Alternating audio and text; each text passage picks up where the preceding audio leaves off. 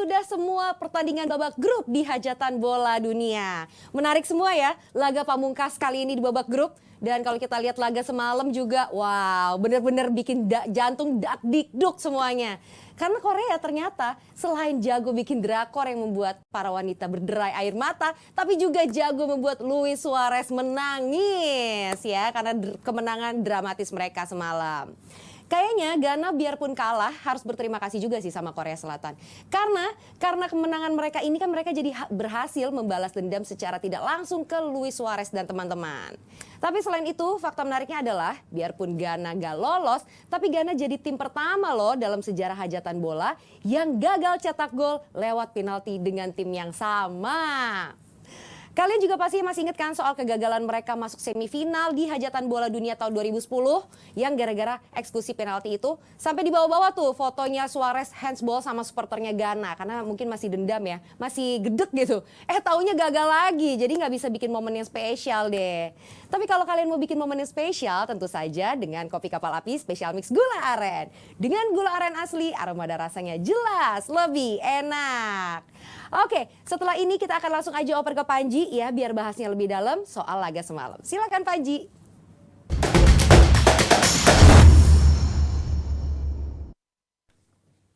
Yes, balik lagi di DPI Hajatan Bola Dunia. Bersama tadi Nesa info-info yang menarik dan juga tadi kalau ada ngomongin Korea, dari ada Korea drama, K-pop, sekarang ada K-football yang juga ada unsur-unsur dramanya karena kemarin menghadirkan momentum yang bisa membuat para pemain Korea menangis terharu dan juga membuat para lawannya pun juga pada nangis ya. Uruguay dengan Suareznya, kemudian juga ada yang emosional seperti Ronaldo, artinya campur aduk emosi ada di sana. Kita akan ngebahasnya bersama Aldi, ada juga Vino dan juga ada Sheikh Valentino. Sheikh Valentino, assalamualaikum.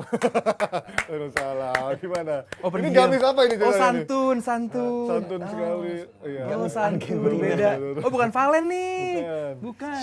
Tidak ada lagi alkohol. Oh tidak. Tidak ada lagi kata-kata kasar. Hebatnya hajatan Bola Dunia di Betul Qatar sekali, ya. saya banyak belajar. Hajatan Bola Dunia Gila, Qatar. hitungan seminggu langsung jadi bersih ya. beda. Tapi ini kenapa buru-buru balik ke sini? Apa ada kerjaan lain? Saya diinformasikan harus ngecek juga acara yang ada di sini. Terus saya ada refill 3 acara supaya saya ada dana lagi untuk berangkat lagi. Tadi ada acara pagi, Ya, betul, nanti ada iya. acara minggu depan, baru berangkat lagi. Masya Allah. Kita realistis saja. Berarti gede banget tuh ya, nggak bisa dilewatin acaranya ya. Bukan gede banget, biaya di sana yang gede banget. Mahal Oh iya sekali. benar. Mahal ya? Mahal Gali sekali. lubang tutup lubang berarti ya. Satu Qatar itu 4.300 Satu kata. rupiah. Oh, Iya. satu Sampai Qatar. sini uang Qatarinya tidak bisa ditukar karena tidak menerima Uang Qatar. uang Qatar. Berarti harus dihabisin di sana ya. Berarti harus balik lagi. Oke, tadi sebelum kita ngobrol panjang sama Valen experience gimana di Qatar, kita lihat dulu nih liputan Valen selama di sana seperti apa. Ini dia.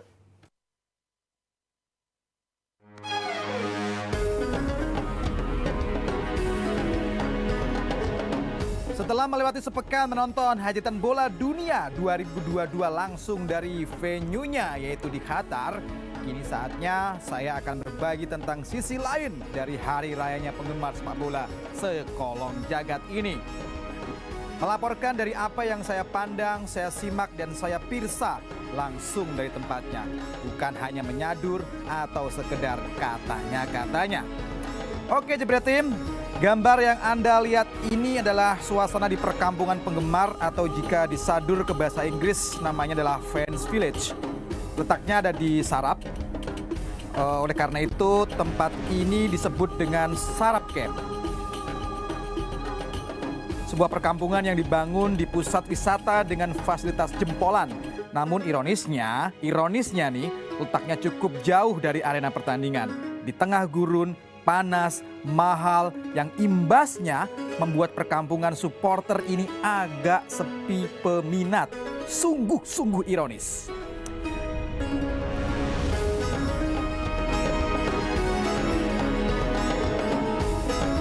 Tentu ini menjadi salah satu catatan menarik di luar hiruk pikuk pertandingan Hajatan Bola Dunia 2022 yang begitu masif kejutan. Oke, Jebret Tim, Valentino Jebret Simanjuntak di Sarab Camp, fan village yang ada di daerah Sarab di Gurun. Dan gue sampai sejauh ini hanya melihat gue penghuninya. Ini dia Sarap Camp Fan Village. Untuk kalian eksklusif Hajatan Bola Dunia Dewan Pundit Indonesia Jebret Media TV. Sekarang sudah masuk ke babak per-8 final. Dan tentu sebagai pionir kanal digital olahraga terkemuka se-Nusantara, Jebret Media wabil khusus, teristimewa, spesial akan selalu menyajikan konten-konten yang eksklusif, informatif, edukatif, adaptif, inspiratif, dan terdepan selama 1 bulan untuk Jebret tim sekalian. Dari venue Hajatan Bola Dunia 2022 di Qatar, Valentino Jebret Simanjuntak dan Gary Akita melaporkan.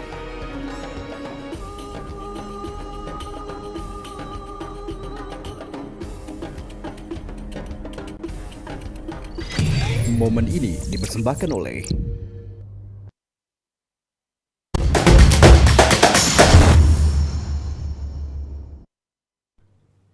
Yes, itu dia tadi sedikit cerita laporan Valen langsung dari Qatar dan orangnya langsung udah ada di sini baru kemarin nyampe. Kita langsung tanya-tanya ya gimana experience di sana, nggak cuma di soal nonton pertandingannya tapi juga di luar pertandingannya sampai ke Fan Village yang jaraknya Jakarta Sukabumi, Len. Itu tadi hanya satu contoh dari tempat nginep lo ya? Berarti Iya, ada berapa kali betul. lo nginep di sana, tempat nginepnya?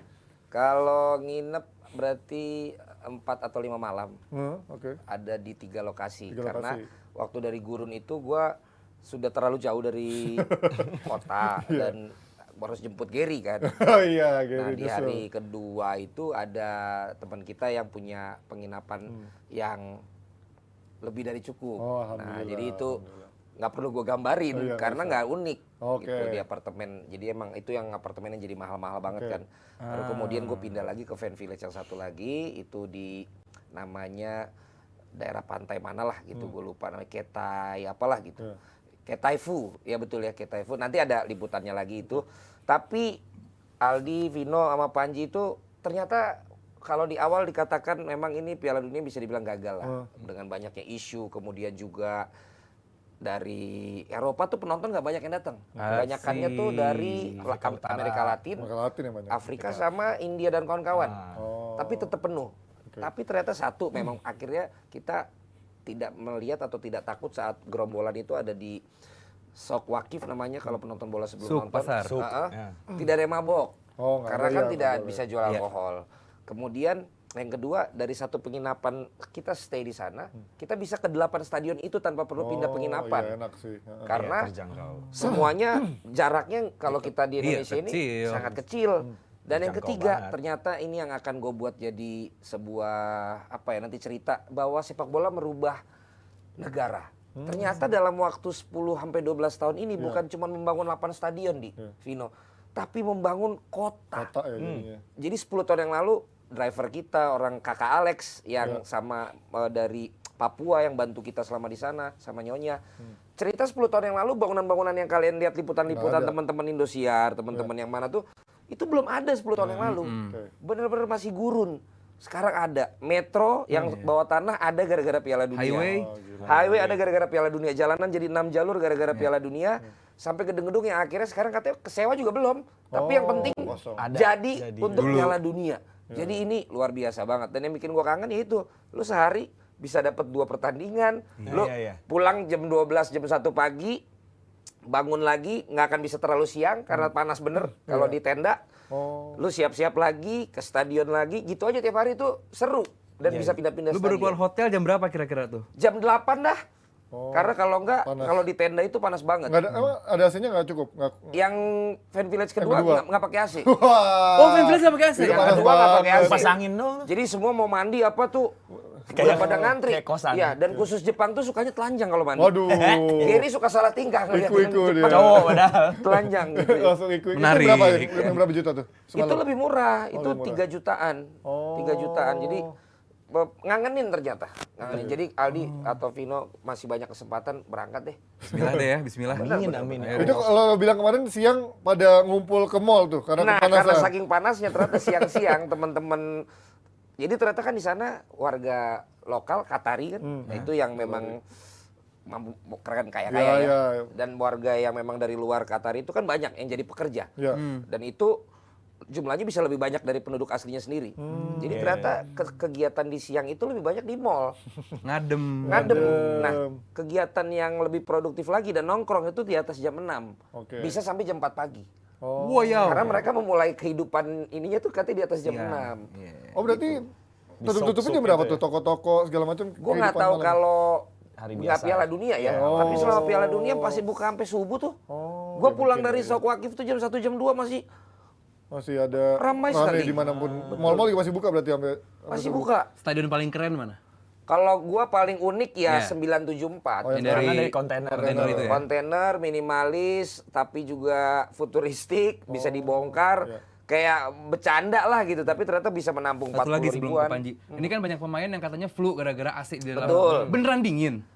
di dalam stadion. Memang dingin sih. Jadi kalau kita nggak menyadari itu ada AC, kita lagi nonton di Eropa di musim-musim bulan-bulan Oktober November lah. Oh, udah mulai Oh berarti winter beneran ya. dingin. Jadi emang dingin, emang dingin. Hawa panas kata. Hawa panas tapi angin. Tapi kalau dingin. malam emang apa? Emang dingin juga kan? di Tapi sana? malam sekarang lumayan adem. Oh, iya, iya. Harusnya katanya ini udah masuk ke dingin, tapi Iya, iya. ternyata belum. Oh, baru adem doang. Benar, makanya kalau pemain-pemain pilek, Flu. nah mungkin dia nggak, Iya. mungkin dia nggak minum itu, Apa? yang bisa mengurangi kemungkinan flu itu. Berarti make sense ya.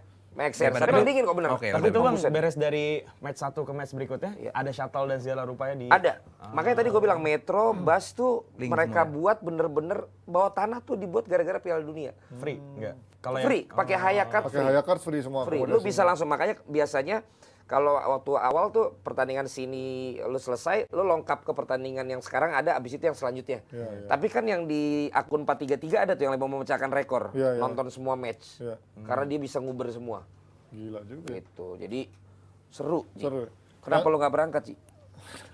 Ya kan, saya ada kerjaan di sini, tugasnya banyak. Oh gitu ya. Kan saya mengawal jebret media Iyalah. sampai Karena gue experience sendiri, jadi gue yang tadinya juga aduh di Qatar, Iya. kalau di Eropa lebih seru. A priori gitu duluan kan. ya. Ternyata pengalaman gue itu kayak seru. karena deket juga, aduh mendingan gue terus di sono aja deh sampai ini. Kayak Haris Pardede masih di sana. Oh, masih. Dan serunya tuh kita bisa terus mengecek ke tiketing FIFA. Yang tiket-tiket yang tiba-tiba nggak jadi dipakai orang, kita jadi masih bisa dapat harga normal. Oh, face value. Jadi Harpa bisa dapat terus tuh sekarang tiap hari karena Banyak pas yang mau lepas. tidur pantengin webnya dapet, pantengin webnya Oh iya, dapet. iya. Ini lo cerita kemarin ya di liputan ya, kalau dia ngelepas tiket tuh bisa di website FIFA tuh ada ya? Bisa, berarti? bahkan Dipantengin kemarin terus. akhirnya Divo ngontek gue juga mau ikut berangkat, Oh. nanya bagaimana segala macam, gue bilang tanya aja. Happy Harpa. lah ya intinya ya bang ya. Happy nih. Oke, itu yang happy penting. bener. Itu yang Lo penting. nonton Belanda katanya di mana orang Belanda? Dan sekarang Kenapa? banyak menginspirasi, jadi katanya sekarang banyak yang pengen Berangkat. ngambil gambar kayak gue gitu. Oh. Memang selalu terdepan. Asik. Alhamdulillah. Bukan katanya Jebret Wih, itu katanya. bisa join Oh, sama santun ya fans sekarang Belanda ya. tuh gimana? Alhamdulillah di Bener-bener sana tuh berubah, kita harus sopan, ya baik sekali. Lo katanya nonton Belanda di mana sama fans Belanda? Itu kenapa? Dimarahin sama fans Belanda. Karena fans Belanda itu kan kita tahu, seperti Justin pun kita tahu. Oh iya. Sering marah sama orang. Iya, iya. Jadi gua di situ menyadari mungkin ada salahnya kita. Ya. Jadi saat Belanda lagi main, gua sama Gary lagi bikin liputan kita, Oh. ngevlog. Belaga akam Terus sih. pas lagi gol kita teriak-teriak. Katanya dia terganggu. Ya. Dia terganggu, katanya aduh. terganggu, saya disuruh geser ke sana. Oh, alah, di Akhirnya stadion. dengan kesabaran dan mendapatkan apa ya, saya di sana mendapatkan sebuah banyak pewahyuan. ya. Oh, Wahyu. Akhirnya saya bilang sama Gary, udah kita geser aja ngalah, nggak usah emosi. Akhirnya kita geser. Oh, bisa geser. Karena pas masih ada yang kosong. Oh. Nah begitu geser, ternyata pertandingan Belanda lawan Qatar itu banyak penonton yang dikasih free. Oh gitu. Karena supaya penonton tetap Rame. kelihatan 60.000. Kelihatan rame ya. Nah yang hadir di kursi kita adalah pas yang warga lokal. Make sense. Tapi bawa anak-anak kecil. Jadi gini bang, Lawannya banyak info Qatar, bilang bahwa tiket yang terjual itu cuma 50.000, tapi FIFA nyebutnya 60.000. Ternyata ini Bisa jadi. Karena dikasih gue tiket lihat gratis.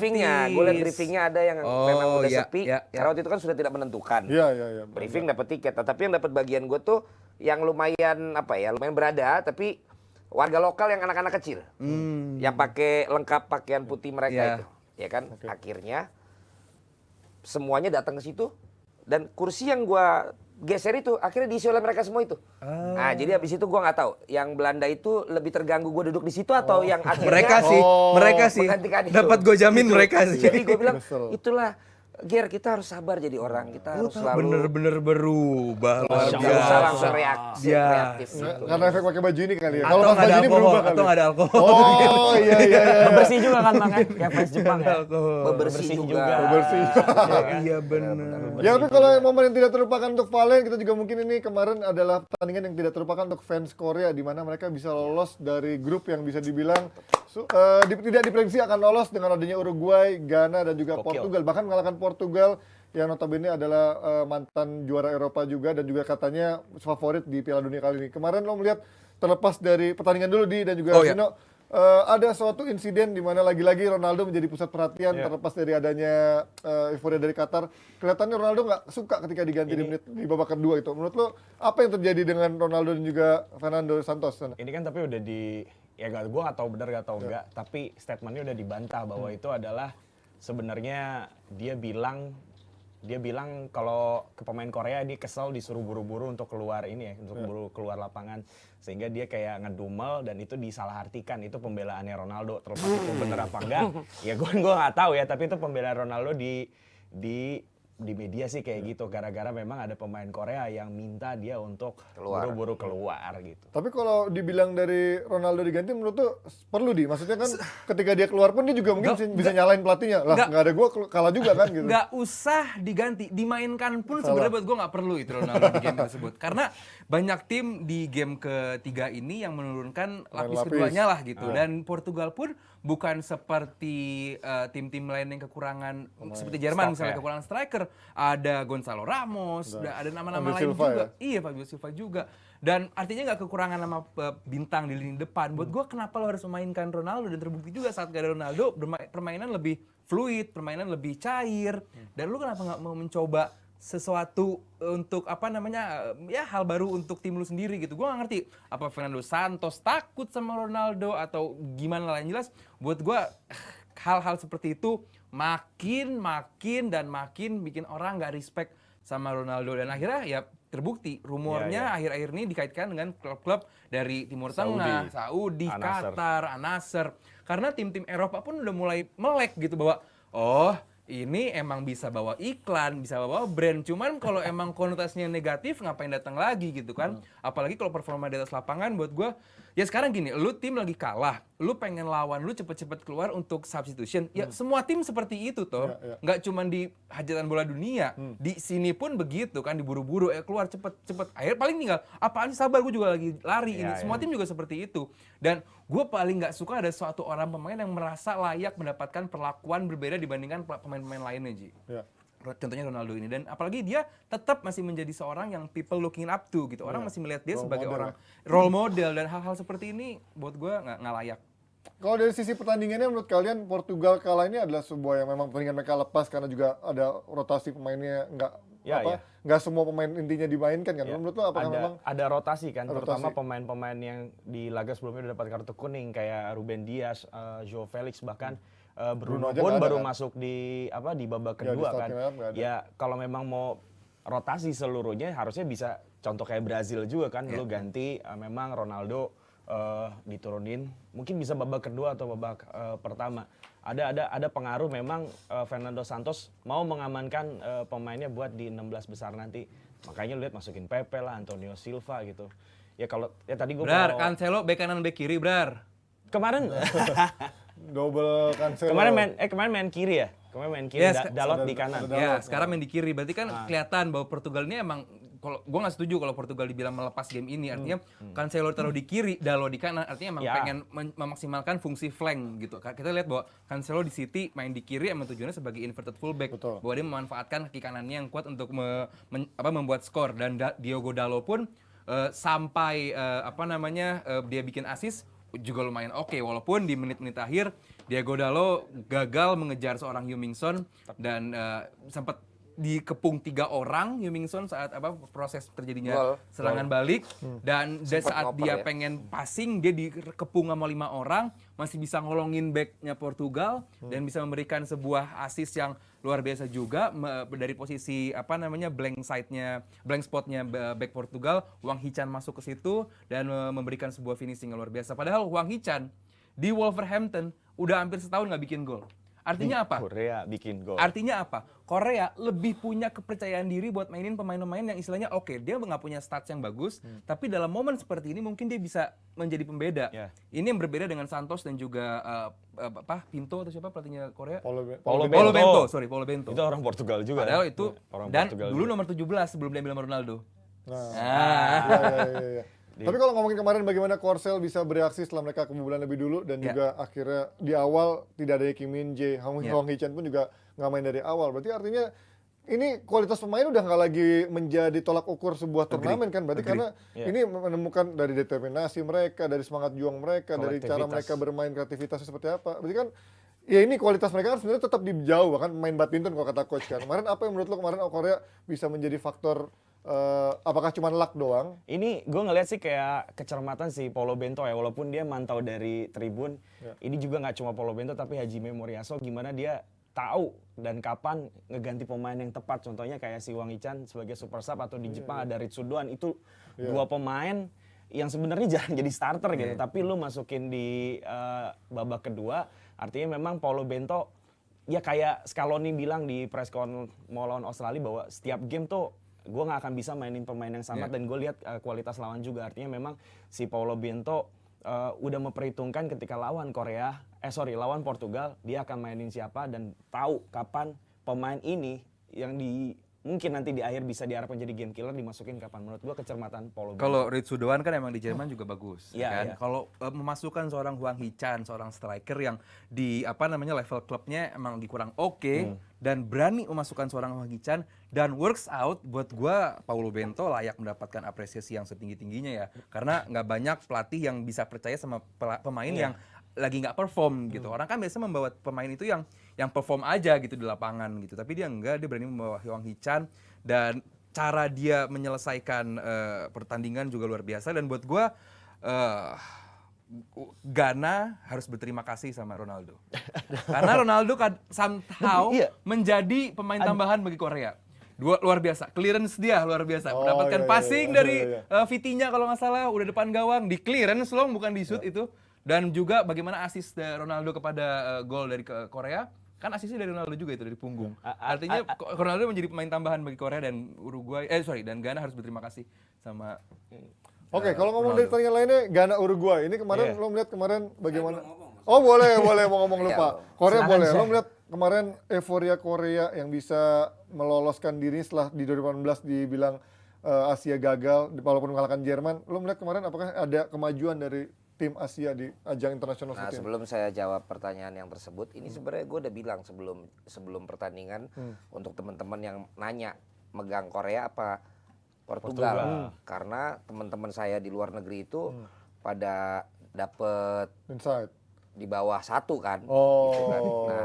Nah, jawaban saya adalah sebagaimana Persib dan Persija. Nah, kenapa itu? Kalau Persib menang, Persija besoknya harus menang. Oh. Korea dapat kabar, Jepang menang. Jadi ada tambahan motivasi bagi para pemain Korea, bagaimanapun lawan Portugal, dia nggak boleh gagal, minimal seri. Makanya gue bilang, lo lihat kayak begitu, mendingan lo jagoin Korea. ditambah mereka bisa ketemu nanti di perempat final. Ada perempat final. Iya. Kalau sama-sama Kemudian menang. pada saat permainan kan tidak ada yang menyangka gol itu terjadi begitu cepat. Tapi apa yang terjadi setelah gol itu cepat terjadi?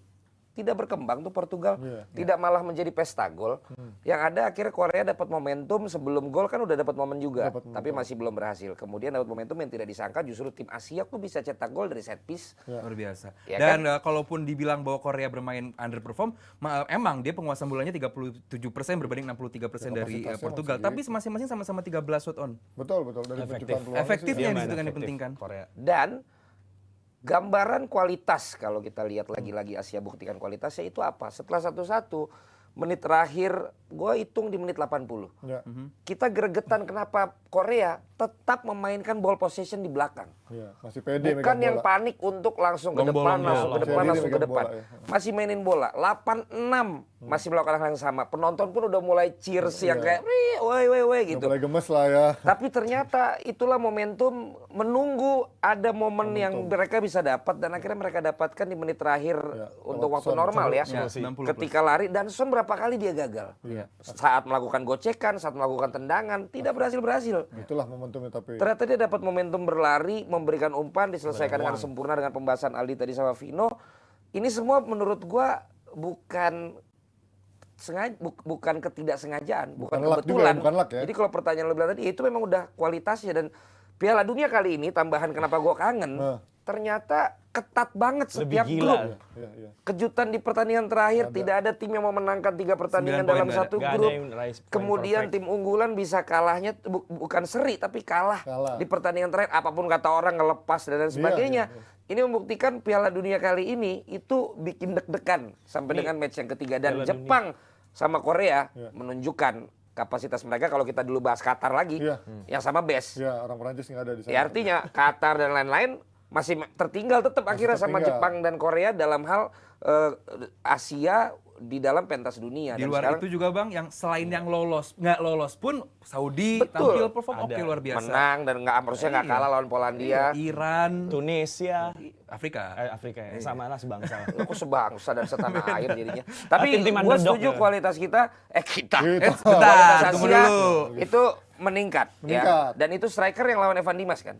Ya, Wah, Michan, wajar. 2013. 2000, Ya kan? 2018, Ini, 2018, ini Asian juga Games. mudah-mudahan Dan Asian Games 18 jadi juga. refleksi juga untuk teman-teman yang mengurus pembinaan sepak bola kita gitu loh. Jangan sampai akhirnya dulunya bisa satu level yang sama, Sekarang kok udah- sekian tahun kemudian jauh sekali gitu loh perbedaannya. Kalau orang-orang mungkin yang masih menganggap remeh tim-tim Asia termasuk Korea dan Jepang, menurut kalian untuk mencapai favorit mungkin atau untuk mencapai juara mungkin masih butuh waktu lagi. Tapi Iyalah. dengan dia bisa menjadi konsisten ada di 16 besar, kemudian bahkan musim ini turnamen kali ini kalian melihat dia ada nggak minimal perempat final, semifinal kemungkinan itu? Tentu kalau di atas kertas, apalagi Sulit menghadapi ya? lawan-lawan yang sekarang kayak Brazil menghadapi Korea This is the gitu real kan. ini ya, maksudnya competition di sini ya? Kalau di atas kertas mungkin ya sudah selesai perjalanan Oke, mereka ya. gitu kan. Sama seperti di grup juga. Nggak ada yang nyangka bahwa Korsel bisa melaju dong di atas Uruguay, di atas Ghana gitu. Ya Cuman mungkin Jepang yang lebih dikhawatirkan Jepang nggak akan bisa pun melewati lolos Spanyol, di atas Jerman ya. Jerman juga kan nggak ada yang menyangka. Artinya bahwa oke, kalau di atas kertas emang Asia underperform, underdog. Cuman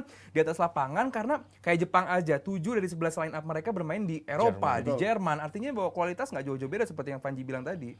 Oke, ini kita dari Korea geser ke pertandingan yang lain yang juga sambil nontonin hasilnya Korea dan akhirnya ada drama-drama nangis-nangis dan bahkan drama ngancur-ngancurin itu ya. VAR dan Cavani. juga fasilitas di sekitar stadion.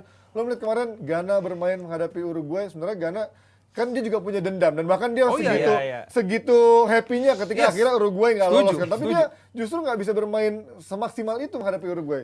Momennya adalah saat gagal Penalti. penalti. Oke. Itu benar-benar Andre Ayew. momen yang merusak apa Momentumnya nggak Momentumnya dapat. ya. Bukan soal sekedar momentum. Kalau momentum kan itu dari peaknya ada. Itu tapi kalau sampai itu gol, walaupun nggak ada jaminan bahwa kalau itu bikin gol Uruguay nggak akan nyerang balik. Oke. Cuman saat setelah itu gagal gol dan dalam rentang waktu 5 menit Uruguay ngejab dan nge-uppercut dalam momen yang tepat, itu udah benar-benar ngerusak. Walaupun setelah itu Ghana pun bermain lebih efektif. Di babak kedua ada 2 pergantian pemain yang juga lumayan oke. Andre Ayew dan Jordan Ayew diganti karena emang bener 2 pemain ini emang ngaco banget ini di babak pertama. Dan pergantian pemain dari Ghana pun juga luar biasa oke. Maksudnya sempat merepotkan. Yang menjadi fokus gua adalah, nah mumpung ada line up di sini. Pergantian pemain dari Uruguay. Kenapa nama-nama Suarez, Pelistri, Darwin Nunez ditarik yang lebih. jelas-jelas menjadi threat atau ancaman bagi Ghana diganti dengan belum ada jaminan apapun Uruguay ini bakal lolos. Uruguay kalau kemarin bikin 1 gol lagi lolos nggak? Lolos. Artinya kan belum ada jaminan. Ini gue nggak ngerti Diego Carlos kenapa mengganti Dia 3. masih dengar posisi Portugal menang 1-0. Buat gue bodoh. Artinya adalah nggak ada jaminan juga bahwa Makanya Korea akan kan. bikin gol. Buat gue ini kesalahannya murni di pelatih. Lu nggak ada Ya. jaminan pasti lolos. Dan buat gue, kalaupun di game ini Cavani cedera, Suarez cedera, Pelistri, Darwin Nunez cedera, you give your best shot. Ini momen terakhir lu, abis ini lu lolos, terserah abis lolos nextnya lu tinggal bertahan semaksimal mungkin, memaksimalkan untuk sampai tambahan waktu penalti lu masih mungkin lolos. Apalagi Uruguay, kita lihat kipernya Rocher, luar biasa bagus sebagai shot stopper. Buat gua kesalahan dari Diego Carlos, pelatih dari Uruguay, adalah mengganti dua nama. Kelihatan banget kan Suarez habis ditarik gergetan kayak mungkin dia ngerasa kayak terlalu cepat nih ganti gol keluar gitu kan. Masih ada opsi kan sebenarnya lu mainin semua penyerang terbaik lu yang ada dari mulai Darwin, Suarez sama siapa Cavani, lu bisa main bareng, tapi Pelistri itu terlalu cepat untuk lu tarik gitu. Sedangkan posisinya Ghana pun ya dibilang bagus juga untuk nyerang, menurut gua enggak gitu. Soalnya back-backnya Uruguay juga main perform banget malam. Varela, Gimenez di kanan bisa ngeredam serangan-serangan dari Ghana. Artinya memang momentum kemarin ada di Uruguay, tinggal butuh 1 gol lagi aja. Akhirnya kemarin banyak yang bilang kan kalau masalah VAR, VAR-nya Darwin sama Cavani harusnya dapat kan, harusnya dapat. Itu kan what if jika terjadi. Sebenarnya kalau ditarik mundur lagi, harusnya juga lu bisa memanfaatkan ketika lu lawan Korea pertama gitu. Kalau lu lawan Korea pertama bisa berhasil, lu nggak bakal dihadapkan dengan situasi kayak gini juga. Akhirnya pilihannya panik, memasukkan Sebastian Coates dan naruh orang ini di depan terus untuk memanfaatkan heading. Artinya apa? Panik. Ini yang cuma bisa Korea lakukan. Panik, nyalahin wasit. Padahal kesalahan terbukti dari pihak Uruguay sendiri buat gua. Dalam konvers kan pelatihnya menyalahkan match lawan Portugal karena dan juga tadi kalau kata Vina mungkin juga dia nggak maksimal waktu lawan Korea Selatan. Tapi kalau Cavani mungkin menyalahkan itu penalti. Menurut lo itu layak nggak penalti dari? Buat gue 50-50 karena saat lagi ngejar bola, satu kesenggol kakinya, terus kakinya kena bertabrakan dengan betis belakang dari. Dan kelihatannya Cavani nunggu ya. Kelihatan. Cuman ya pemain level Cavani ya kayak begitu, itu art of udah biasa, dan gue nggak bilang bahwa diving pun sebuah hal yang jelek ya, karena itu juga stage of art. Ada dua kan, yang satu lagi yang Darwin yang ketika wasit bilang itu bola, tapi gue ngeliat juga ya sebenarnya bisa juga itu harusnya dikasih penalti. Justru kalau Darwin Nunes gue setuju penalti itu. Harusnya penalti. Dan ini lo lihat kemarin, mungkin ini jadi pertandingan pertama yang ada rusuh-rusuh sampai ada yang rusak fasilitas gitu. Ngeliat apakah ini sebegitu frustrasinya pemain-pemain Uruguay sampai Cavani mukul VAR. Ini kan artinya mencoreng sportivitas nggak sih kalau pada akhirnya? Kalau gue bukan mencoreng sportivitas ya, tapi gue menunjukkan bahwa ya Piala Dunia ini ternyata benar-benar membuat pemain yang nggak bisa handle under pressure itu benar-benar meluapkan emosionalnya. This is kan for the love of the game sebenarnya, tapi ya saat kondisi seperti itu seorang Suarez pernah nahan bola pakai tangan. Nah kali ini dia pukul alat VAR itu. Jadi menurut gue ini menunjukkan bahwa memang semua bermain serius di sini. Nah gue punya pengalaman pada saat VAR di dalam stadion sana. Jadi ternyata pada saat VAR wasit itu hilang. Karena dia masuk ke dalam lorong itu yang TV-nya dipukul sama Cavani itu. Jadi kita sebagai penonton tuh bener-bener cuman lihat lapangan kosong nggak ada wasit. Kalau di atas nggak ada TV-nya, nggak ada. Cuma ada tulisan VAR. Jadi lu nunggu doang nih. Sementara lu kalau di TV kan lu diliatin wasit lagi lihat. Kalau kita tuh bener-bener, apalagi kalau yang fans yang membela timnya ya, itu deg-degan banget kayak wasit lama banget datang. Begitu wasit teng udah cuman gitu kan ya. Set apa? Baru tiba-tiba di tulisan di VAR itu VAR gol atau VAR penalti. Jadi ada momen awkward kurang lebih 1 sampai 3 menit. Kita nunggu orang yang lagi masuk kayak mau kencing. Padahal dia lagi lihat VAR. Karena kita nggak dikasih lihat kamera wasit itu lagi lihat VAR. Dan gerakan itu dikasih tahu setelah diputuskan VAR. Siaran ulangnya. Lo pas nonton di stadion ada nggak yang VAR dan keputusannya cukup kontroversi, ada nggak? Waktu Belanda itu yang gol. Kan jadi nggak gol. Belanda Qatar. Iya, yang ada 1 gol si Steven ya, Berghuis tuh. Berghuis. Terus kemudian juga ada berapa kali gol VAR ya. Brazil sempat dianulir kan? Brazil sempat dianulir 1 gol. Yang lawan yang Rodrigo ya? Ya, sempat dianulir menang sama Swiss. Vinicius sempat dianulir. Itu kita sempat tunggu juga. Ya, ada satu lagi di setiap pertandingan kita dapat tuh yang lagi VAR itu. Malah gua ada yang gua kelewat, gua sangka itu kagak VAR. Saking emang di stadion kan cepet banget. Kemudian Messi VAR gak sih? Yang mana penalti? Yang jadi penalti? Yang Szczęsny. VAR itu. Iya kan? VAR juga kan? Itu nonton itu ya? Kita nonton jadi bener-bener nungguin keputusannya apa. Itu seru banget. Tapi tuh pas waktu ada keputusannya dari wasit, seheboh apa tuh waktu? Kalau yang Argentina, karena kan akhirnya dapat penalti. Iya. Argentina happy ya kan? Kalau waktu Belanda, Pas lagi apa? Akhirnya gagal.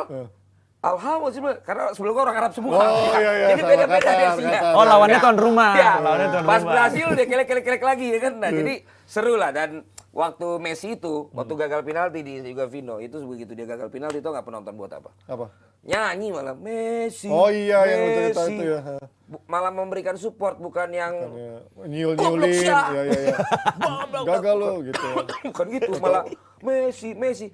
Karena segitu. Dan ini kan menambah catatan Uruguay kalah tapi tidak lolos kan udah ada Tunisia. Iya. Udah ada negara-negara lain yang kalah tapi tidak lolos. Meksiko, ini tuh seru banget. Ya. Jadi mau nggak mau Menang tapi Qatar tidak lolos, nih ya. menurut gua di luar isu kemanusiaan berhasil kata gua. Berhasil ya secara Karena kemenangan. match-nya juga seru-seru semua. Secara match jadinya akhirnya bisa membungkus dari semua keraguan-keraguan dan Lu juga bayangin isu Kamerun yang udah nggak lolos kan? Kamerun udah Tapi lu lolos. lihat emosionalnya Abu Bakar. Iya. Cetak gol. Buka baju. Belum dibahas ya? Belum, Oh, ya, ini. maaf. Ya ini yang mau kita bahas kan. Maksud saya segitunya walaupun udah nggak Nggak apa-apa, lolos pun. masuk aja. Cuma Qatar malah timnasnya ya. Iya, Iya Yang dong. gagal. Yang loyo ya. Makanya. Yang nggak Negara bilang, sukses. grup A ini itu cuma sukses. 3 tim. Qatarnya doang yang paling gagal. Karena dia Timnya. malah stay cool ya justru ketika dia jadi tuan rumah bukannya se-emosional itu dan seantusias itu ya. Ya dan gue nonton tuh emang malah penonton garis kerasnya malah yang seru tuh. Gue nggak tahu dah emang artis teater apa emang malah penonton garis keras karena bajunya seragam. Oh, apa? Senegal juga tuh luar biasa. Senegal banget. Fansnya, fansnya. Nah kita langsung masuk tadi yang udah disebut sama Valen bagaimana Abu Bakar juga menjadi pencetak gol yang akhirnya di kartu merah karena mendapatkan second yellow card. Bagaimana Brazil juga kemarin menurunkan tim lapis keduanya. Ini akan semakin Brazil menambah B. tren tim-tim yang sudah pasti lolos kayaknya menurunkan rotasi dan juga pada akhirnya kalah, nggak ada yang bisa menyapu bersih 3 kemenangan di fase grup. Menurut lo kemarin Brazil is it a good rotation atau menurut lo gimana? Ya walaupun dengan lapis kedua ya masih Brazil mending tetap dibandingkan Brazil. Prancis. Oh, iya. Ya kan, bahwa Brazil ini ya masih menjadi tulang punggung di tim-timnya masing-masing gitu kan.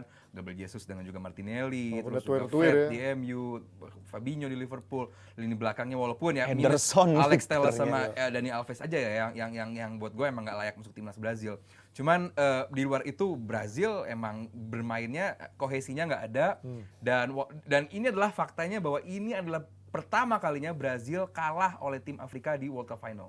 Oh, Di babak oke. final hajatan bola dunia ini sebelumnya belum pernah ada. Dan di grup ini Brazil baru pertama mendapatkan shot on target dari lawan yang menghadapi Kamerun. Oh. Jadi benar-benar bahwa Kamerun ini walaupun nggak diunggulkan karena siapapun bakal nggak diunggulkan lah menghadapi bisa. Brazil di grup tahun ini bahwa mereka punya kekuatan segala macam pasti akan menjadi underdog menghadapi Brazil dan tapi kondisi demikian Kamerun sudah hampir nggak mungkin lolos juga tapi Dia mereka, happy.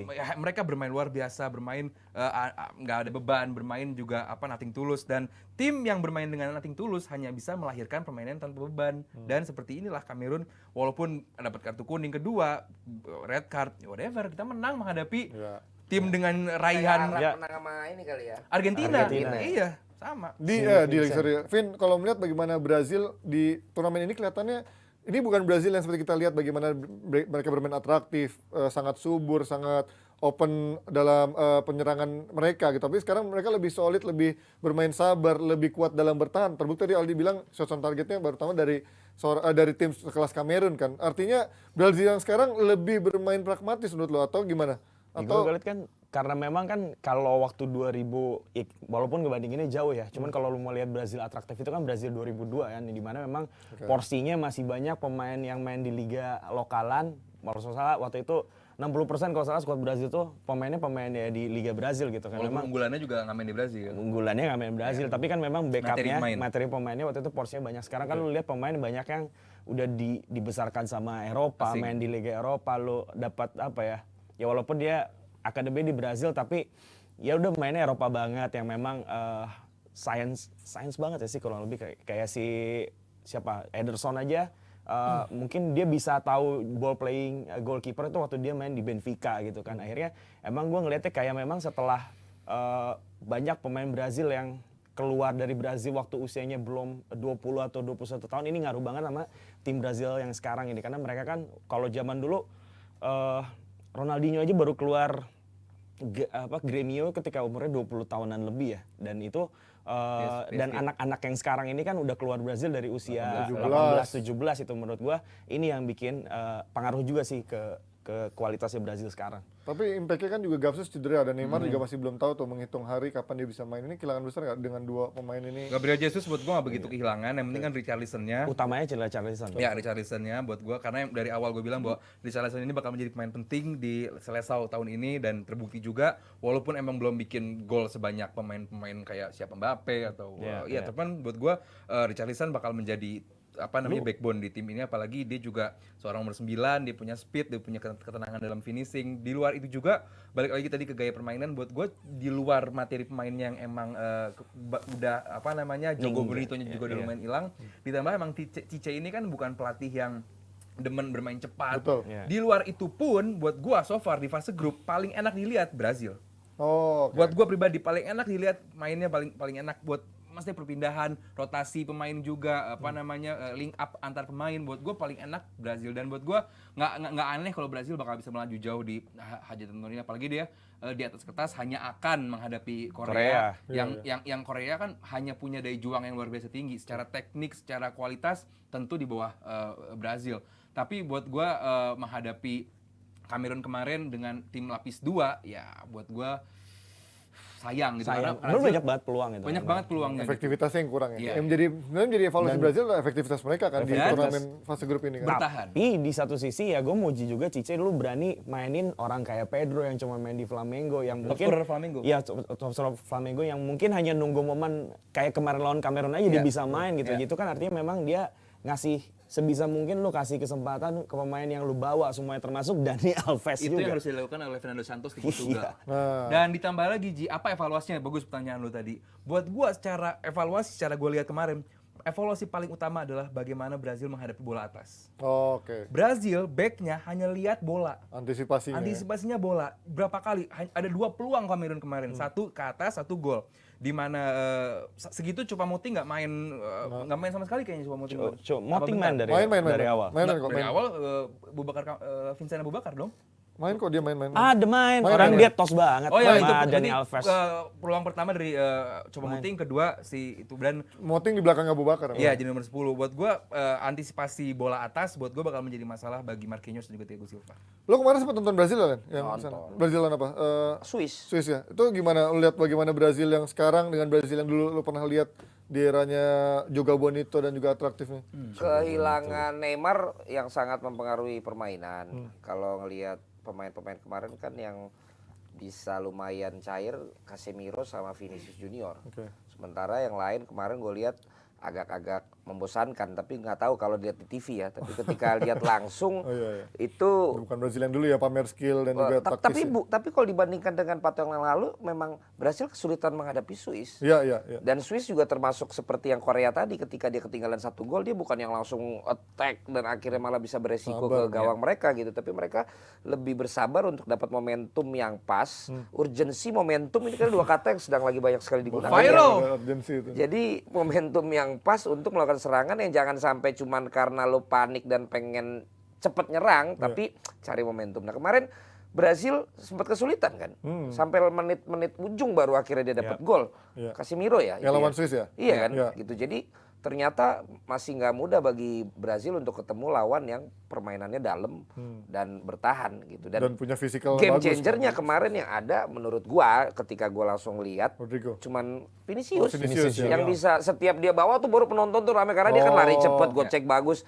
Yang lain memang by pattern yang sekarang kata Vino bilang, bukan Jogo Bonito lagi tapi lebih ke memang strategi dan taktikal gitu. Jadi tapi namanya hajatan begini biasanya justru bukan permainan bagus kan yang akhirnya menjadi penentu. Gue mengerti kenapa Bang Valen bilang Brazil sedikit membosankan, karena Brazil terbiasa bermain dengan flank atau fullback yang luar biasa bagus. Sekarang enggak. Brazil fullbacknya diharapkan untuk stay di belakang, untuk stay di belakang, jadi nggak membantu penyerangan. Itulah kenapa akhirnya yang bermain lebar adalah Vinicius, yang pasti diapresiasi oleh publik Brazil yang nonton, karena publik Brazil mengutamakan keindahan permainan.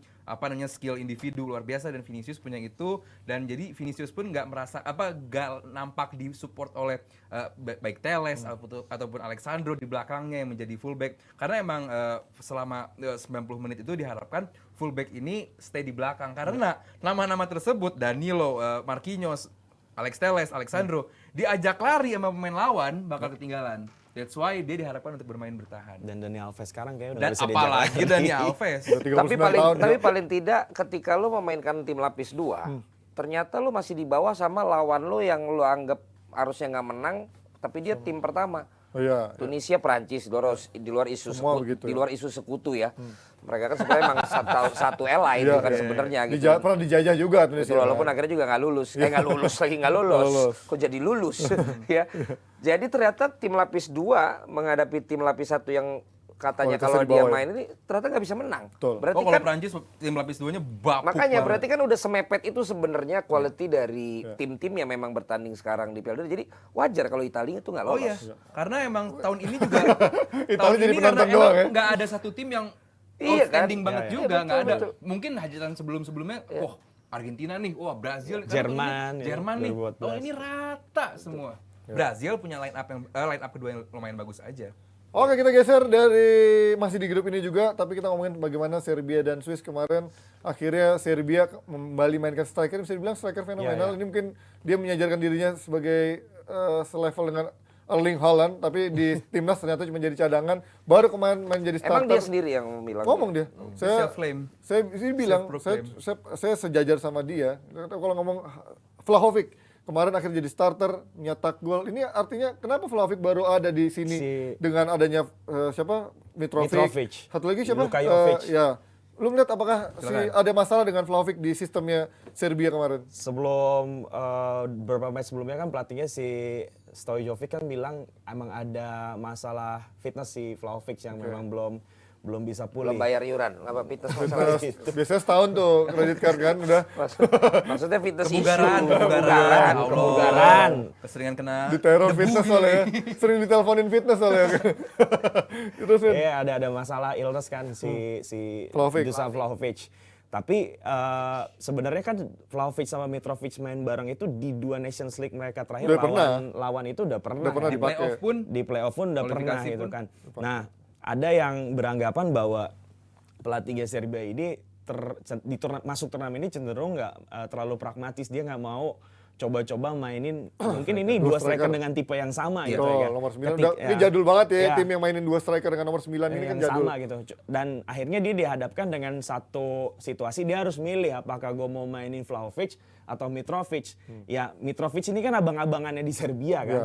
Dan dia top skor sepanjang masanya Serbia ya. Dan mau nggak mau Stojkovic memilih untuk mainkan Mitrovic dengan kesenioritasan itu dibanding milih mainin Vlahovic. Sebenarnya kan sebelum turnamen ini banyak lah yang ngejagoin underdog Serbia sebagai underdog gitu. Termasuk kan. saya. Iya, dengan harapan lu punya Mitrovic, Jovic sama Tadic, Kostic, Vlahovic ya di depan. Iya, Tapi kan ini tigaan nggak mungkin lu bisa mainin bareng gitu. Lu harus milih salah satu dan Mitrovic sebagai abang-abangannya di Serbia dan pencetak gol terbanyak Serbia sepanjang masa sejauh ini jadi pilihan utama. Kalau gue nggak setuju ya Vlahovic sama Mitrovic ini adalah dua striker dengan karakter yang sama. Kita lihat di Fiorentina, kita lihat di Juve bahwa Vlahovic ini kan lebih roaming mainnya, dia punya speed. Itu yang nggak ada di Mitrovic kan, dia emang serigala kotak penalti nomor 9. ya. Dia goal getter. Cuman kalau Vlahovic dan dibuktikan juga di game terakhir menghadapi Swiss bahwa si Vlahovic ini bisa roaming, bisa bawa pemain seperti Darwin Nunez di di Uruguay. Dia bisa bawa pemain untuk ikutin dia dan memberikan space yang besar untuk Mitrovic. Itu yang nggak dimanfaatkan oleh Serbia. So far Serbia materi pemainnya bagus banget. Cuman memaksimalkannya pertandingan menghadapi Swiss kemarin, Ji. Gua udah mikir bahwa ini Swiss bakal main seperti biasa, setback, nunggu nunggu peluang-peluang, kalau ada momen nyerang ya nyerang, kalau enggak ya dia bertahan dengan bagus. Karena Swiss bertahan dengan bagus seperti yang Bang Valen bilang tadi. Dan tenang dia ketinggalan, balikin, menghadapi Brazil pun balikin. demikian. Dia kebobolan pun enggak yang panik gimana gitu. Cuman menghadapi kemarin juga kebobolan dulu, lalu bisa nyamain, kebobolan lagi, nyamain akhirnya unggul. Dan pemilihan pemainnya juga kemarin, Shaqiri di kanan. Kita lihat Shaqiri adalah pemain yang bisa bikin gol di hajatan Piala Dunia.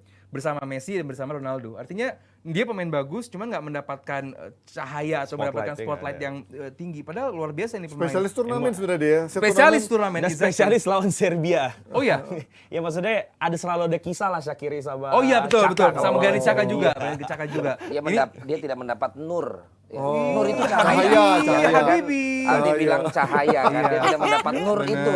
Ya, apalagi- selama karirnya. Swiss dan Serbia ini kan secara politik juga ya dianggap hangat-hangat banget juga ya enggak gitu Iya, kan. iya. Kita sama-sama tahu lah. Tadi Caka pun hampir melakukan Ini, tindakan. nih. Busetnya sama emosi nih, Iya, Caka gila sih. 13 emang. ya ini kartu soalnya kuning ya? ini Emang politis preman sekali ya, gitu. politis Kalau banget. kalau yang paham apa namanya sisi Sisi seluk latar beluknya belakangnya latar Xhaka. belakang Caka dengan dia ada sisi Albanianya, bagaimana Albania juga bertolak belakang dengan Serbia juga. Ini secara kisah benar-benar tolak belakang, apalagi adiknya Granit Xhaka juga memilih Albania sebagai timnas. Iya, benar. Artinya bahwa ini pertandingan sangat amat politis, pertandingan yang sangat amat punya arti non football relatednya Yang juga luar selebrasi biasa. elang itu kan Itu lawan kan Serbia juga iya, kan itu beberapa kan, tahun yang iya, lalu. makanya artinya bahwa ini pertandingan luar biasa dan Swiss menunjukkan dia bermain lebih matang, bermain lebih mature, bahwa dalam under pressure pun tadi yang tadi Bang Valen bilang bahwa banyak tim yang under pressure mereka panik kehilangan gaya bermainnya, tapi Swiss enggak, lebih tetap tenang. Bagaimana Bril Embolo walaupun mendapatkan perlakuan yang tidak menyenangkan dari lawannya, dapat sisi rasisme juga Bril Embolo karena dia adalah pemain yang luar biasa bagus juga, Iya, dan Bril artinya dia bisa perform dan bisa support timnya luar biasa bagus Swiss. Dan bahkan kemarin tanpa Jan Sommer. Ini memang kayaknya tadi juga Valen bahas kalau emang Swiss ini punya mentalitas yang ketika mereka ketinggalan tuh selalu tenang. Dan ini sudah dibuktikan waktu lawan Prancis di Piala Eropa kemarin bisa ngebalikin kan, comeback juga kan. Segitu pelatihnya kan bukan yang sekarang nih, Murad Yakin, bahwa pelatih Swiss tidak seyakin Murad Yakin, artinya bahwa Dia nggak yakin. artinya bahwa permainan mereka tetap rapi, defensive line mereka low block sekali, dia tapi memanfaatkan bola-bola panjang. Vargas juga sebagai flank dari kiri bermain luar biasa juga. Artinya tim ini seperti Denmark punya materi yang oke, cuman bedanya Murad Yakin dengan materi yang dia Dan punya. mereka kayaknya nggak banyak titipan politisnya ya kan. Iya, Banyak iya, banget titipan politis ya kan. Kalau Iya. si Denmark ini mungkin lebih fokus apa yang ada di lapangan. Dan kalau yang tadi lu Si bilang Swiss lebih Si fokus. Swiss ya. Sommer kalau gak main, itu tadi Bang Valen bilang bahwa dia flu kan. Iya, karena kedinginan, kena AC itu ya, AC stadion. Oke, kita lanjut ke preview. Setelah kita review 3 Kipernya pertandingan Kobel kemarin, namanya. kita akan preview negaranya Valen nih, bukan negara Valen. Ini Valen yang kemarin jadi MC acara di Jakarta, sempat dibawa juga ke Belanda kemarin. Belanda akan menghadapi Amerika Serikat. US. Lo melihat kemarin Belanda secara secara di fase grup kan nggak begitu meyakinkan, dan setiap kali habis mencetak gol permainannya ngedrop, dan akhirnya secara hasil ya ada sedikit keberuntungan mereka tidak kalah gitu. Lu melihat kemarin Belanda dengan sekarang menghadapi Amerika Serikat akan seperti apa, Len? Lebih rapih Amerika. Permainannya. Cara permainan oke ya. Kalau kita Kayaknya lihat udah tahu kalau Amerika bagaimana mainnya seperti ini. merendah. Inggris. Biar nggak jinx ya. Iya. Kemudian lah. bisa menahan serangan-serangan Iran. Iya. Kemudian juga satu lagi Wales ya. Well, Wales. Sementara Belanda, kita aja di stadion Qatar. lebih fokus untuk ngabisin hotdog pemberian orang. karena membosankan mainnya. Sangat membosankan. Iya, gue setuju sih kalau Kemudian Belanda juga di pertandingan sebelumnya kita udah nonton rame-rame di Ekuador. Senayan, Iya, hampir kalah. Ya kan? Iya lagi. Pertandingan pertama menang ya. Iya, yang di Senegal. Pertandingan pertama Senegal, itu pun diserang mulu sampai 70-an, tapi lagi-lagi ini hajatan bola.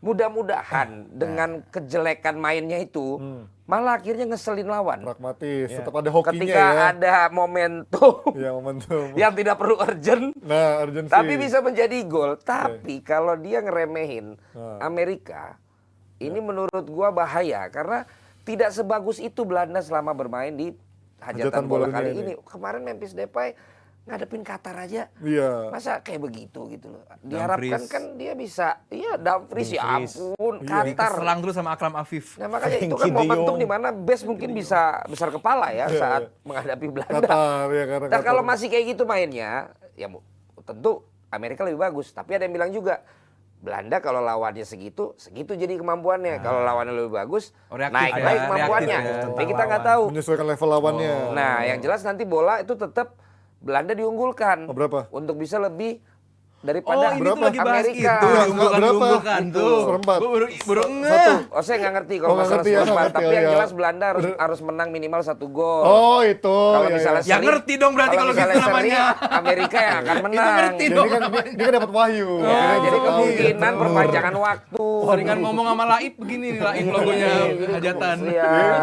Wahyunya ternyata Dari ujung-ujungnya. lain. Gimana, Vin? Bukan, Iya sih. bukan. Saya harus jelaskan dulu, bukan ke situ Bukan maksud situ, saya. iya. Tapi lebih kepada kalau orang ngelihat Amerika, Belanda, pasti Belanda diunggulin. Pasti. Nah, tapi diunggulin bagaimana? Iya. Itu gue bilang, diunggulinnya adalah paling nggak menang 1 gol. Kalau seri, Amerika yang menang gitu. Berarti anaknya nahan tuh ya? Nggak tahu. Udah Ji, nggak usah diterusin. Oke. Itu nggak Vino. tahu. Mungkin itu Aldi sama Vino. Udah yang tahu waduk jawab. dia. Gimana, Vino? Lo Si kalau jadi pragmatis. penonton awam lo kenahan atau di Belanda? nih? Dilanjutin. Aduh. Gue bercanda. Lo kan Astagfirullah. juga fans Belanda. Lo bagaimana melihat Belanda kemarin dari Makanya nanya sama Aldi, dia kan fans Belanda. Fans Belanda dulu dong. Enggak kan, Seberapa yakin lo melihat Belanda sekarang untuk menghadapi Amerika dengan komposisi apa dan evaluasi apa yang menurut lo akan dilakukan sama Van Gaal kali ini? Ikan sebelum ini juga si Van Gaal bilang kan kenapa dia main kayak begini gitu setelah dikritik bahwa permainannya membosankan karena ada pengalaman dia waktu main di Barcelona ketika unggul 3-0 malah kalah sama Valencia gitu dan setiap pertandingan dia evaluasi dan dia bilang di situ lu nggak akan bisa lihat lagi dari gua DNA Ajax yang dulu main begitu ofensif gitu kan. Sekarang gue lagi belajar dari kesalahan itu. Jangan harap deh lu lihat permainan gue kayak dulu lagi dengan winger kayak Overmars atau apa. Nah sekarang peluangnya lawan Amerika. Ya bener kata Bang Falan, Amerika main lebih rapi. Bahkan Van Gaal bilangnya tim yang sangat energik, bisa ngerepotin. Tapi ya berapa kali juga Amerika kan kesulitan bikin gol juga lawan Inggris, lawan Wales dan materi pemain belakang Belanda ini kan ya di atas kertas kan profilnya lebih tinggi daripada yang mereka hadepin gitu ya gue sih masih yakin.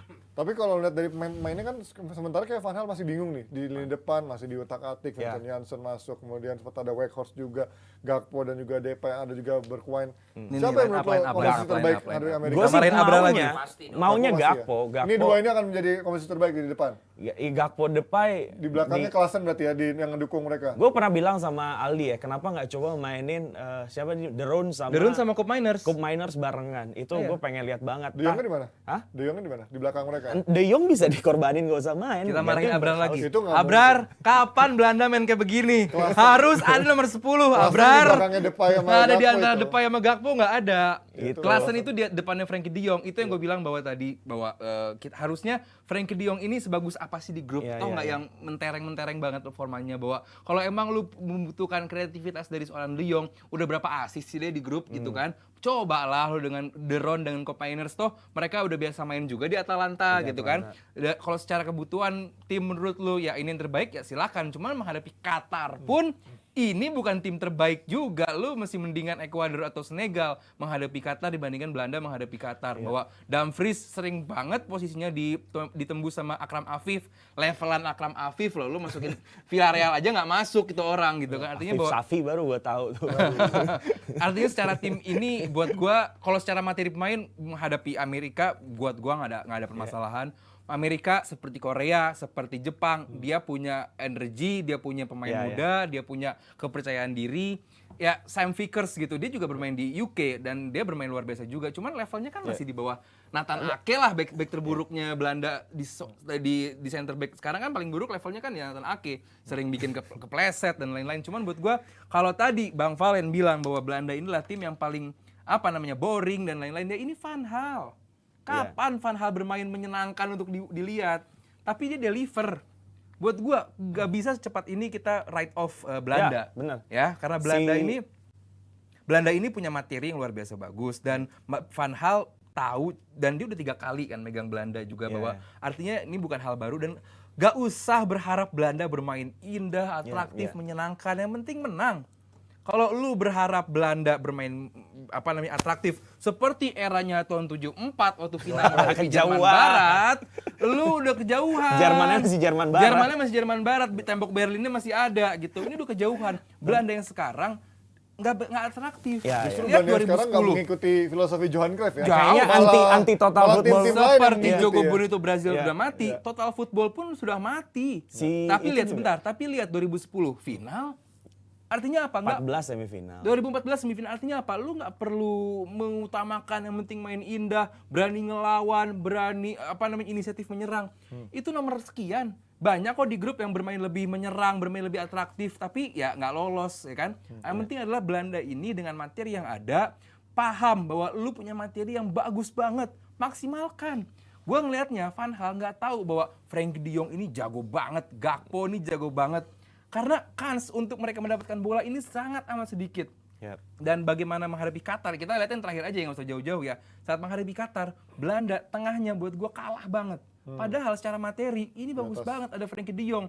Cuman yang gue lihat adalah Frenkie de Jong ini nggak punya teman untuk membuat dia bermain lebih leluasa. Dia bingung kapan harus membantu pertahanan. Karena apa? Jaraknya terlalu jauh. Dia bermain low block, Belanda ini nggak seperti mid block. Saudi aja berani main mid block menghadapi Argentina.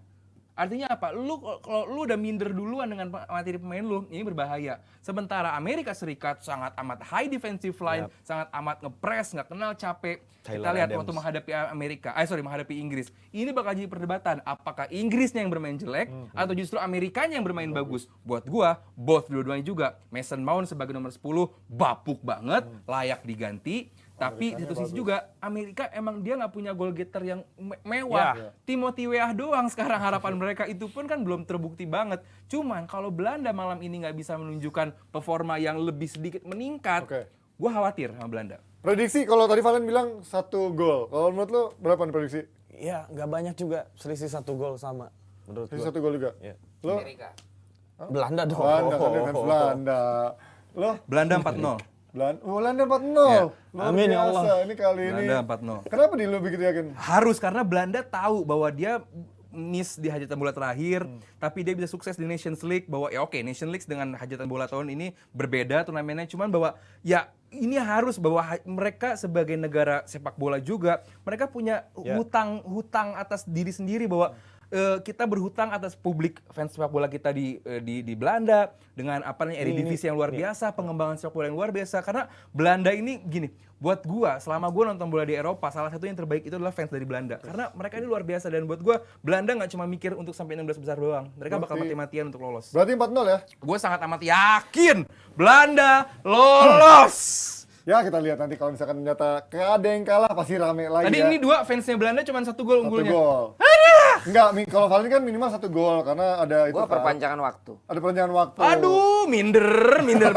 Perpanjangan Jinx. waktu. Ini lagi ngejinx kan 1-0. dua-duanya. Belanda Lagi ngejinx. 4-0. Kalau menurut Jebret Tim, berapa nih skor Belanda sama Amerika? Apakah ada kejutan lagi dari tim Holland, mediocre Hup. tim Lagi kuda hitam ngejinx menghadapi dua-duanya. tim favorit? Atau justru Belanda akan menang mudah menghadapi Amerika Serikat yang memang secara kualitas ada di bawahnya Belanda? Sambil kalian Ini komen, pelatihnya gue si ngasih tahu nih yang Amerika. spesial buat kalian biar kuat Sumbernya begadangnya, Van Halen. biar bisa nungguin jadwal bola tanpa ngantuk, yaitu ada kopi kapal api spesial mix gula aren. Dengan gula aren asli, aroma dan rasanya jelas lebih enak. Jebret Tim bisa dapetin di toko-toko sekitar kalian atau di supermarket maupun minimarket yang ada. Bisa pesan kopi kapal api spesial mix gula aren di marketplace official kapal api, yaitu Kapal Api Store. Tapi kali ini juga Kapal Api spesial mix gula aren mau bagi-bagi produk gratis nih. Kalian tinggal redeem dengan kode DPI Arenin aja, tuh ada di bawah sini ya. Atau kalian juga bisa cek di websitenya di www.cangkirsemangat.id untuk bisa ngeredeem kodenya DPI Arenin aja. Sambil gue nyeruput kopi kapal api spesial gula arennya, kita lihat dulu info dari Nesa yang satu ini. Jam segini mata mulai berat. Padahal ada pertandingan bola late night. Coffee time dulu. Minum kopi kapal api special mix gula aren. Ini sih lo harus cobain. Kopi hitam yang nikmat dengan gula aren asli. Jelas lebih enak. Klik link di bawah untuk beli ya. Ngantuk nungguin jadwal pertandingan? Jangan sampai ketiduran. Coffee time dulu. Minum kopi kapal api special mix gula aren. Ini sih lo harus cobain. Kopi hitam yang nikmat dengan gula aren asli. Jelas lebih enak. Klik link di bawah untuk beli ya. Jebret Tim, gimana jagoan kalian pada udah amanin tempat belum di babak 16 besar ini? Semoga aman ya semuanya. Tapi palingan fansnya Jerman doang nih yang agak nggak aman ya Jebret Tim. Tapi selain Jerman emang nggak lolos di grup 2 turnamen hajatan bola dunia ini, ada rekor baru juga yang tercipta dari negara-negara di Asia. Pertama dalam sejarah di hajatan bola dunia ada total 3 tim Asia yang berhasil tembus ke babak 16 besar. Wow, kita ikut bangga pastinya. Emang lagi heroik banget ya penampilan Asia kali ini. Jadi ada Australia, Jepang, dan sama terakhir ada Korsel. Nah kira-kira buat ke-8 besar nanti ada kejutan nggak ya dari tim-tim dari Asia ini? Kita tunggu aja. Apalagi ada satu tim yang ntar malam juga udah pernah ngerasain kejutan dari negara Asia. Kira-kira Argentina masih trauma nggak ya sama negara dari Asia? Nanti kita lihat. Atau bakalan belajar dari kesalahan yang pas ngadepin tim asal Asia nanti malam. Kita lihat ya. Coba gimana kira-kira Ji?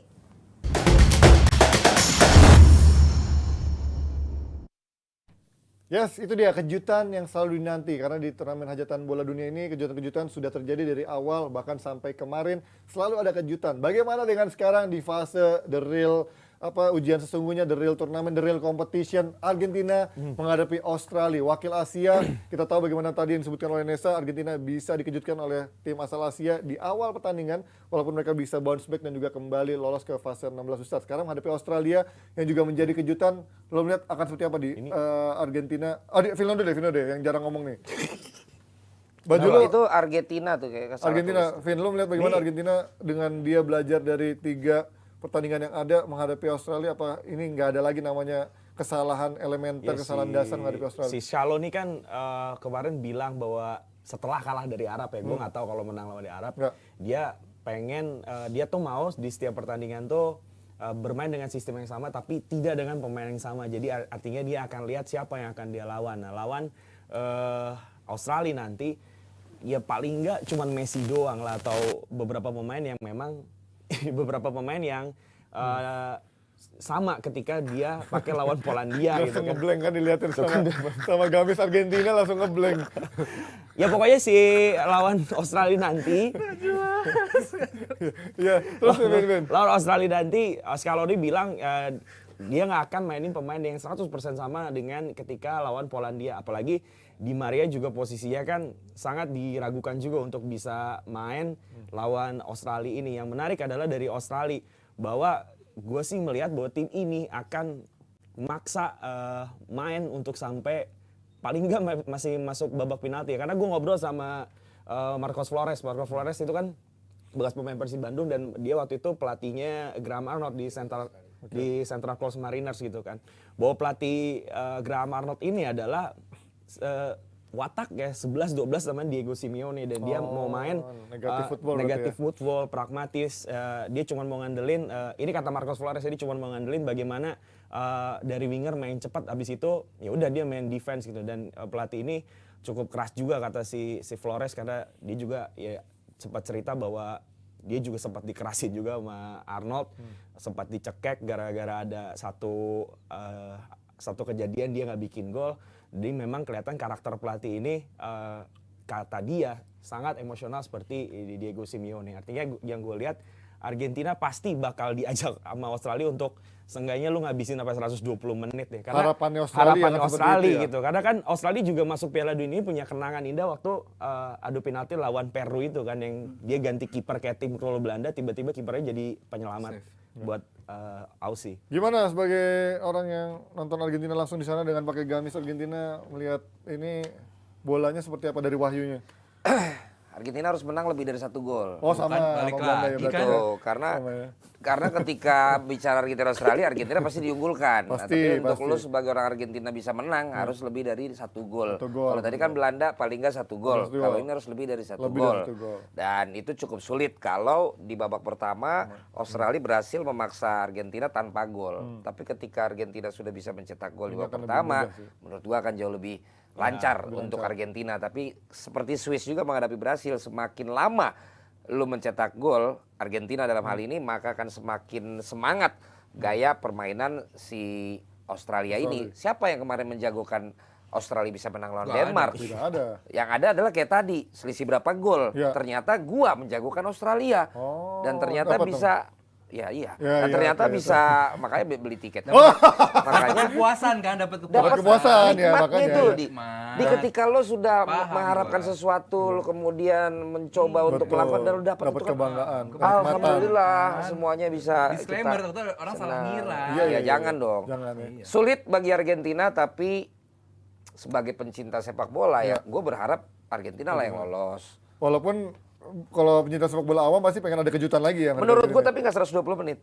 Oh enggak ya, enggak. Justru Belanda yang 120 menit. Kalau Argentina ini enggak. Gua nggak tahu kalau Aldi. Minder-minder banget. Gimana Di, lo melihat ini ada pergantian dari Scaloni, pemain-pemain Enzo Fernandez jadi starter, kemudian tadinya Lautaro yang nggak begitu works, akhirnya sekarang ada Alvarez. Bagus di sana. Alvarez. Ya makanya lo melihat Julian ini Alvarez. komposisi yang terbaik. Gila, Dan ada yang Alvarez. McAllister juga menggantikan Papu Gomez di sana kan. Ya, sebelum gua ke situ, gua pengen banyak orang yang bingung kenapa Australia dimasukkannya Asia gitu kan. Ya Australia terus lu nanti kalau Australia masuknya ke Oceania, dia lagi yang masuk, Lebih nggak- lu lebih nggak adil ya. protes. Harusnya gitu Indonesia kan. masuk Oceania ya. Harusnya Indonesia Tukeran. sekalian masuk ke Main sama AFF. Fiji, Samoa tuh, Iya, seru maksudnya tuh. ya udah toh Australia juga kualifikasi, berarti kan mereka sudah terbukti deh mereka masuk lewat Asia. Dan playoff juga kan Dan habis playoff itu. juga, ya udah berarti kan 3 wakil Asia di knockout stage. Betul. Selesai gitu. Dan tadi kalau soal Scaloni tadi bilang bahwa dia pengen bermain dengan sistem yang sama tapi dengan pemain yang berbeda, gue sih nggak setuju sama sekali. Ataupun yang gue lihat berarti berbeda dengan apa yang diomongin sama Scaloni,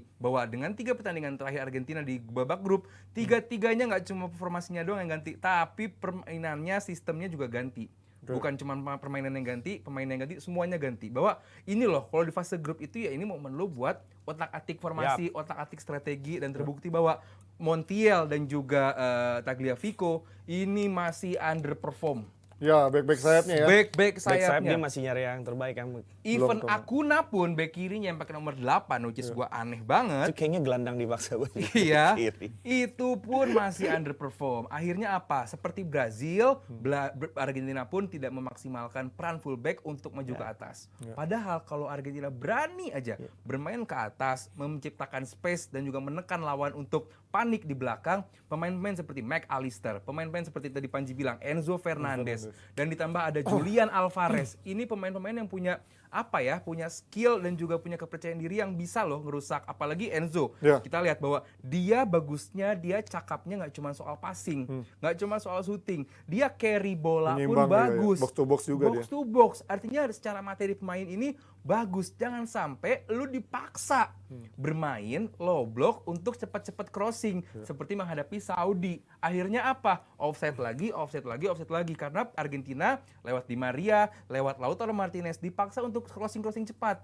Tapi kalau lu bermain sedikit lebih tinggi aja, lu pede dikit dengan materi yang ada, lu bisa loh sebenarnya. Cuman catatan gua adalah tadi nggak tahu di line up ada apa nggak, Rodrigo De Paul nggak layak jadi starter.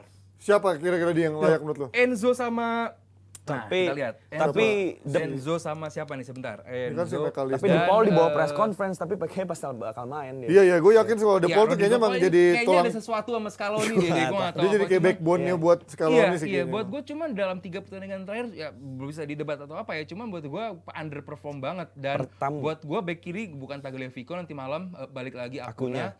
Dan ya buat gue ini sudah formasi yang bagus karena Lautaro Martinez sangat amat underperform. Kita mengharapkan kecepatan, mengharapkan pengalaman, mengharapkan ketenangan, tapi kita nggak lihat sejauh ini dari Lautaro Martinez seperti di Inter Milan. Walaupun gue nggak tahu di Inter dia lagi bagus atau apa, gue juga nggak Lately ngerti. sih Inter bagus, lagi Inter bagus, ya, lagi oke, bagus. itu yang kita Sebagus harapkan. Lukaku ya. Lebih bagus pada Lukaku buat gue sampah. juga malam nanti gue mengharapkan karena gue mengerti Otamendi dan Romero dimainkan karena menghadapi pemain-pemain tinggi dari Australia. Ada backnya juga Sutar, pemain tertinggi di turnamen tahun ini. Buat gue lebih kecakapan dari Lisandro Martinez, ketenangan dia gue butuhkan di line up di lini bertahanan dari si Argentina ini karena banyak baru kaget banyak sekali panik, termasuk Rodrigo De Paul juga sering panik. Buat gue pemain-pemain kayak McAllister, kayak Alvarez, kayak Di Maria, ini harusnya bisa nyupport Messi. Dan bener tadi, Argentina nggak cuma soal Messi. Kalau lu cuman berharap Messi bisa perform, sayang karena materi pemainnya luar biasa bagus. Dan gue yakin Argentina tidak akan bermain dengan flank. Dan Di Maria juga masih diragukan ya benar posisinya. Dan gue udah lihat Messi langsung. Langsung ya. The Last Dance-nya dia Kan dari dapat Rusia. akhirnya. Dan gue udah lihat Messi langsung yang bagaimana pemain-pemain Argentina ini kepada Messi dan Lo bagaimana nonton lawan apa sih penonton. kemarin? Lawan apa? Poland. Oh, lawan Polandia lagi Jadi ya. gue nggak setuju sama Aldi tentang De Paul sama tentang Messi. Kenapa? Pertanyaannya apa? Apa menurut Pertanyaan lu barusan apa? Kan belum nanya. Ya gue bilang tadi gue nggak setuju tentang De Paul. Apakah De Paul bakal layak main untuk lagi? jadi main dan juga semua tergantung sama Messi. Kenapa De Gino. Paul nggak layak main? Kenapa De Paul menurut lo layak main? Itu pertanyaan lo kan? Ya. Dia akan menjawabnya di pertandingan malam nanti. Oh, Nerawang. Oh, ini Wahyu lagi. Wahyu. Dia akan menjawab. Laib. Gua nggak perlu untuk kasih tahu lo semua. Iya, Tapi dia emang. akan, dan Messi juga akan membuktikan omongan kalian salah. di pertandingan nanti Ya malam. wajar. Tapi kalau lagian Messi memang Messi udah- bikin gol ke Australia nggak ada story-nya lah.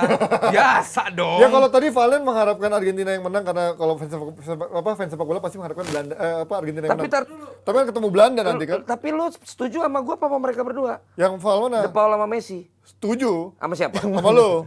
Karena dia kan emang perannya emang menjaga Enggak Messi. setuju kan nanti malam jawaban itu akan dibuat oleh mereka Setuju. berdua. Lawannya Australia soalnya. Oke. Karena Berarti dia kita 2 lawan 2 ya. Pressure-nya nggak akan seberat Challenge-nya waktu apa? lawan-lawan sebelumnya. Challenge siapa? Berarti kita berdua sama lawan 2 nih. Pakai top lagi. Ya kalau ini udah kita berdua. Oh iya, mereka berdua. Iya harus ada challenge nih kita. Ya, Lo berarti apalah. tim gua kan? Iya, oke. Dia berdua. Masalah Oke. De Paul sama Messi. Apalah Tulis di kolom Jadi komen. apa De Paul nanti Ya malam bikin gua gol apa bersama enggak gitu? dengan Main bagus Panji, lah, main bagus. sama Aldi bersama dengan Vino. Ya. Ya kalau sampai mereka berdua Jurnalis main bagus, dilawan. Jurnalis maka dilawan. mereka yang akan menjalankan challenge itu. Kalau prediksi, oke, prediksi berarti tadi Udah, lo gua tadi udah. Lo, Vin, Siapa gua? lo kan pasti pengennya Iya masih mau Pengennya harusnya Australia biar kan, lawan karena ketemu tapi Belanda ya kan, susah kalau- juga berat. Kata Bang Valen kalau kata Siapa Bang- berat? Iya berat juga ngarepin Aussie buat menang Nah. kecuali sampai Mas, 120. pertanyaannya cuma prediksi Prediksi, aja. prediksi. Nggak usah Argentina panjang lebar, Mas. menang. Ini terlalu panjang omongan Anda semua ini. Argentina menang lah sebelum Bukan sebelum apa-apa, Piala. saya belum terbiasa pakai Oh pakaian iya, ini. iya agak gerah ya. Bukan, Dingin. saya mau ngeluarin asli saya. Sulit Udah sekali. mulai diikat lama Yuk, soalnya. dicoba, Bang. bisa yuk, dicoba yuk, Ternyata dicoba yuk. pakaian itu bener loh. Aldi. Pelan-pelan Bang Iya, yuk. pengaruh. Dan ini udah maghrib nih, berarti udah harus Dan dilepas sekarang semua ya. komen gue login. Iya, yuk, bismillah yuk. Lo prediksi berapa? Di. Argentina lah. Mungkin nggak akan jauh berbeda sama kayak Australia menghadapi Prancis. Oke. Australia bisa Bisa nyerang nyolong duluan, atau- abis itu reaktif bermain bertahan, Tapi lalu tetap Argentina Argentina. mulai ngeluarin bahwa kita layak di turnamen ini lebih lama. Cuman selama Argentina bermain seperti di fase grup, gua nggak lihat Argentina menang sih oke lah. Cuman kan tim-tim kayak Argentina, Belanda kan nggak cuma menang, mereka kan pengen menunjukkan bahwa mereka Ya, solid lah solid meyakinkan lah, ya sebagai tim Gue favorit. pengen ya. Argentina menang meyakinkan. Bagus Lebih dari poin lu. satu berarti sesuai Valen tadi ya. Seperti Anda lah. Oke, sebelum kita closing, apakah benar Boleh ini jadi nggak gua last chance sedikit? Messi? Dan ini juga mau ngasih giveaway Takut kan? lupa. Apa itu? Jadi gue juga udah nanya Oke. sama orang-orang di Qatar Hah? mengenai Qatari? pakaian gue. Oke. Jadi mereka bilang ini masalah. memang tidak ada masalah. Nggak ada masalah, Ini kan? adalah sebuah Culture, kebudayaan. culture pakaian. Jadi ini juga dijual umum di Mereka sana. malah seneng ya kalau Bahkan ada Lah, official fans-fans aja banyak ada yang official begini. license produknya juga yang menjual pakaian seperti ini dan sekarang malah dijadikan juga. dijualin. Jadi bahwa saya menggunakan ini sudah bertanya dulu dan Orang juga Qatari, sudah ya, Qatari. langsung mendapatkan approval. Iya, jadi jangan mikir ini baju cuma buat orang-orang sana doang ya. Iya, Ternyata- maksud saya harus jelaskan. Iya, ini kan culture-nya dari sana ternyata mereka juga cukup bangga kalau dibawa ke negara Kemarin lain. gitu. fansnya Korea, fans cewek, Ah, udah pakai. ini 3 Ah, orang. udah pakai. Tapi sebelum kita closing, Valen katanya mau ngasih tahu soal giveaway. Kemarin kan udah dari Qatar. Soal kan? giveaway, Soal giveaway. ya. Jadi ada 3 jenis giveaway. Tiga jenis. Luar Yang biasa. satu adalah yang dari produsen sepatu bola sama baju. Oke. Itu nanti akan ada giveaway. Ya. Kemudian dari teh yang saya bawa. Teh, ya, ya. itu hadiahnya banyak karena Ya. itu official license product. Oh. Dan ada yang ketiga. Ah. Ketika saya kesulitan di sana, ada rekan saya seorang komika yang menelpon saya Oh. dan hatinya tergerak Untuk untuk membantu membantu. saya. Dan saya pikir ini bagus untuk diberikan juga kepada Jebret Tim. Oh. Ada Marcel, Marcel yang tergerak Widianto. hatinya dan memberikan langsung kepada saya. Apa itu? Iya. Giveaway. Makanya gue bisa bawa oleh-oleh. Oh. Ini kasih apa dong? Ngasih sumbangan buat ini giveaway buat ini ya. Jebret Sementara Tim yang ya. lain lebih banyak kasih doa. Ya, kalau dia langsung ngasih nomor rekening. Luar biasa Gitu. Marcel ya. Jadi nanti ada 3 jenis Kontribusi. giveaway. Itu dia. Untuk Itu kapan Jebret. kira-kira akan dibagikan kepada Jebret Tim? Untuk yang tadi, Pertama, yang yang teh tadi, oh, teh. udah tinggal lihat IG saya sama Jebret Media. Oke. Kalau di accept, lama-lama admin Jebret Media malas accept kolaborator dari saya. Ya. Kemudian yang Sepatu. kedua, ya yang sepatu ntar malam. Ntar malam Akan satu ada juga. pantengin. Di IG lo juga berarti? Di IG sama Jebret Media. Di IG Jebret Media Dan juga yang ada? ketiga, dari nanti Marcel. saya Oke. bicarakan dulu sama Marcel. Oke, itu dia. Jadi pantengin terus IG-nya Valen dan juga IG-nya Jebret Media untuk dapetin giveaway dari kita. Dan sekarang kita akan closing dan sampai ketemu di Hajatan Bola Dunia. Setiap hari tayang jam 7 malam. Tungguin terus. Bye-bye Jebret Tim. Bye-bye. Hup Holland Hup.